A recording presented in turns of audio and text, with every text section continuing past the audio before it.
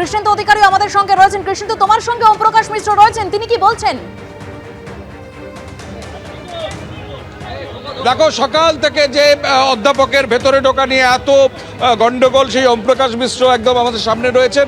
ওম প্রকাশ সাহেব, প্রথমত আজকে যেটা বিতর্ক হচ্ছে পুলিশ ঢোকা নিয়ে এবং আপনার ঢোকা, আপনি যখন ঢোকেন তখন ছাত্রছাত্রীদের আপনি মানে মারিয়ে ঢুকেছেন, তাদের মানে তারা অভিযোগ করছে রীতিমতো আপনার।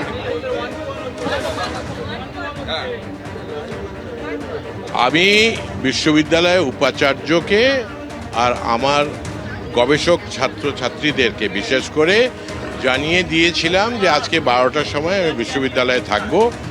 আমি যখন বিশ্ববিদ্যালয়ে আসি তখন আপনারা অনেকেই ছিলেন, আপনারা ছিলেন বলে আমি গাড়িতে থেকে আগেই নেমে গেছিলাম এবং যখন ডিপার্টমেন্টের গেটের কাছে আসি তখন বাধার মুখে পড়েছিলাম, কিন্তু হাত জোর করে আমি এগিয়ে গিয়ে আমার ডিপার্টমেন্টে তালাতে সেলো টেপ দেওয়া ছিল, কিন্তু আমি আমার যেটা অফিস রুম, এই পিজি আর্টস বিল্ডিংয়ে, যেখানে অফিস রুম আমার প্রায় 37 বছর ধরে অফিস রুম, এই গ্রাউন্ড ফ্লোরে অন্যান্য রুমেও আগে ছিলাম, সেখানে আমি প্রবেশ করেছি। অনেকেই বিক্ষোভ দেখাচ্ছিলেন, আপনারাও মিডিয়া প্রতিনিধিরা এসেছিলেন এবং অতি অবশ্যই আর কি আমি আপনাদের সঙ্গে কথা বলেছি এবং পরবর্তীকালে প্রচুর গবেষকরা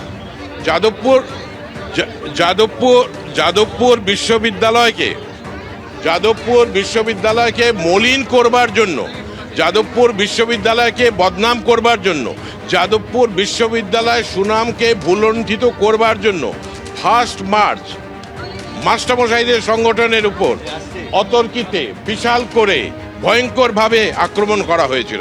যাদবপুর ইউনিভার্সিটিকে বদনাম করার চেষ্টা করা হচ্ছিল। বিশ্ববিদ্যালয় অধ্যাপক হিসাবে অতি অবশ্যই আমার এটা দায়িত্ব ও কর্তব্য, আমার কর্তব্য নির্বাহ করেছি, এসেছি, সবার সহযোগিতা পেয়েছি, মাস্টারমশাইরা আর কি সহযোগিতা করেছি। একটা নজিরবিহীন ছবি দেখা গেল যে আপনার চেয়ারের পাশে মহিলা পুলিশ সিভিল ড্রেসে, এই পুলিশকে আপনি রেখেছেন? অতি অবশ্যই নয়, প্রশ্নই ওঠে না। আমি বিশ্ববিদ্যালয়ের উপাচার্যকে জানিয়ে এসেছি, ওরা আমি আসার অনেক পরে এসেছিলেন, তার আগে বিক্ষোভ করছিলেন অনেকেই, ইত্যাদি ইত্যাদি। পুলিশ কি বললেন? পুলিশ কি বলবেন? পুলিশ আমার সঙ্গে কোনো কথা হয়।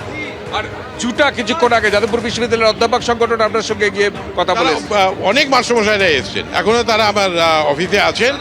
এই সমস্ত মাস্টারমশাইদের বক্তব্য হচ্ছে যে একজন অধ্যাপককে নিগ্রহ করা, তাকে তার অফিসে ঢুকতে বাধা দেওয়া, তার বিশ্ববিদ্যালয়ের বিভাগে ঢুকতে বাধা দেওয়া, এটা খুবই লজ্জার কথা।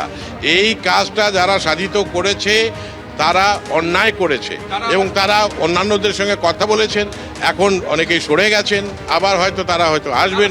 অভিযোগ করছেন তারা জখম হয়েছেন, তাদের কারো শরীরে আঘাত পেয়েছেন, তারা মেডিকেল করে গিয়েছেন, তারা সহ উপাচার্যের কাছে তারা কমপ্লেন করছেন। আমি খুব ভালো করে জানি এই সমস্ত কমপ্লেনের মানে কি। এইখান থেকেই গেছিলাম, সমস্ত ক্যামেরা ছিল, হাত জোর করে গেছিলাম যাতে হাতটাও কারোর কাছে না লেগে যায়।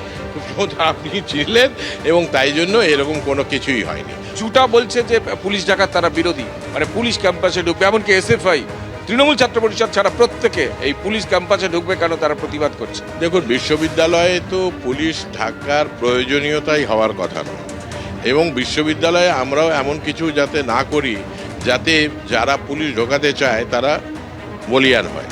আমি শুনলাম প্রায় ঘণ্টাখানেক পরে ওই একজন বললেন হাইকোর্টের কোনো অর্ডারের কনটেক্সটে নাকি তারা কিছু করেছেন। আমি সেই অর্ডার সম্পর্কে জানি না। আমি না তো পুলিশ ডেকেছি, না তো আমি পুলিশ ডাকার পক্ষপাতী। আমি যখন বিশ্ববিদ্যালয়গুলির উপাচার্য ছিলাম, সহ উপাচার্য ছিলাম, তখনও এটা আমি ক্লিয়ার করে দিয়েছিলাম। আর এখানে তো আমি একজন মাত্র শিক্ষক। অর্থাৎ পুলিশ ডাকেননি, ওম প্রকাশ মিশ্র বলছেন পুলিশ ডাকেননি, কিন্তু যে পুলিশ ডাকানি আমরা দেখতে পাচ্ছি যাদবপুর বিশ্ববিদ্যালয়ের একদম ক্যাম্পাসের মধ্যে ওম প্রকাশ মিশ্রও তিনি জানিয়ে দিলেন যে তিনি পুলিশ ডাকেননি, কিন্তু পুলিশ ডাকা নিয়ে একটা বিরোধিতা তৈরি হয়েছে। আমরা দেখতে পাচ্ছি কলকাতা পুলিশ যারা কর্মী তারা একদম গেটের যে ক্যাম্পাস, যে ডিপার্টমেন্ট, সেই ডিপার্টমেন্টের বাইরে দাঁড়িয়ে আছেন। অর্থাৎ ক্যাম্পাসের মধ্যে তো বটেই, ডিপার্টমেন্টে পর্যন্ত কলকাতা পুলিশের সিভিল ড্রেসে মহিলা পুলিশ এবং অনেক পুরুষ পুলিশকর্মী তারা যাদবপুর বিশ্ববিদ্যালয়ে ছেয়ে আছে আজকে।